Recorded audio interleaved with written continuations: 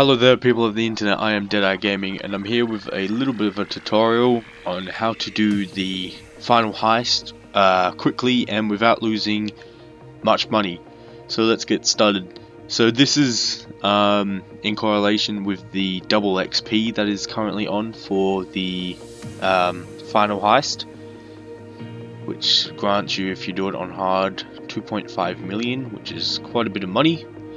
So currently what you want, the best method I know, is to basically have the hacker grab all of the money. So what we'll basically do is crowd control. We'll control the crowd upstairs.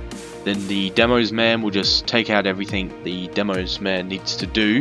Then he'll join us back upstairs to take care of the hostages, so we don't get anyone out of line. So yeah, and I'll get back talking to you guys when the next part is up.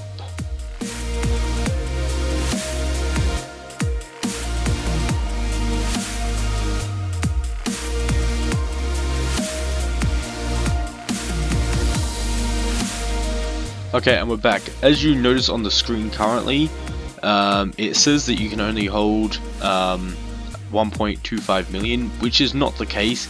It's just obviously doesn't recognize that it goes up anymore, which is a bit of a shame, but doesn't matter too much. But it is the 2.5, it just shows half of it.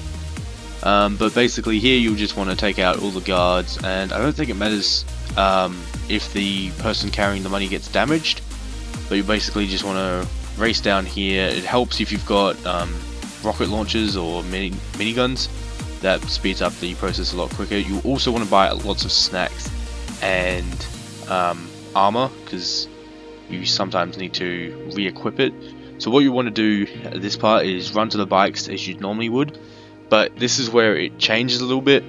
So the person with the money or anyone else will want to go to their apartment, but you see how in my mini-map it's flashing red and blue? When you go to your apartment, you'll want to make sure it's not flashing, and then you can drive in, grab any car you want. I suggest the Arma Kuruma, but Zentornos or anything like that will work just as well.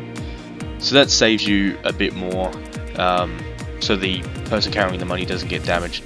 But the rest of you who are not going to get into your personal vehicle, we want to head down the road a bit, and there's a jump that you normally would, but all you want to do is get out and get into the car. This is the best method to not getting rammed off your bike and living just a bit more.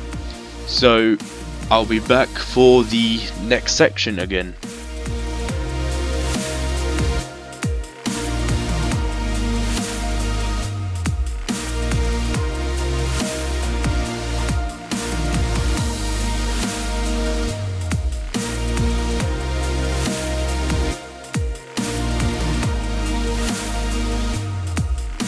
So here you'll notice that we are going a different way to what we normally would. Well, if you pick this car, this is the way you would go, but if you go to your apartment, you would go through the mountains.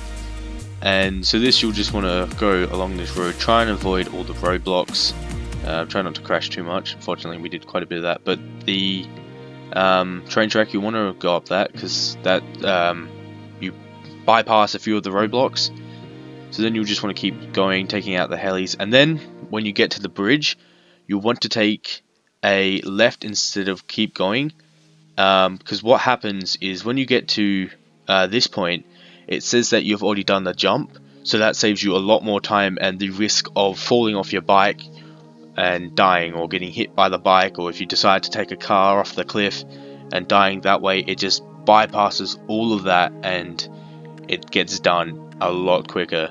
Now what I do suggest is not going off of that jump. I thought it may have been a bit of a shortcut, but it ended us here. Luckily I was able to drive us back to the road, and then you'll just want to get to the boat as quick as possible, take out any cars or helis that are trying to stop you. Normally the people that go to their apartment will arrive at the boat the fastest, so they'll be basically supporting the people running to the boat. So yeah, that's about it. You want to drive fairly slowly and carefully. You don't want to rush it and get stuck on any of the rocks, which will be shown in a few minutes. So you want to make sure the driver takes his time, because once you get past a certain point in the river, the timer goes, which doesn't really matter how long you take then. Still go fast, because you don't want to be wasting time, but like just here you want to drive as slow as possible so there's no risk of bogging on any of the side bits. So anyway, I hope you guys enjoyed this little video. Like, comment and subscribe, and I'll catch you guys next time. See ya.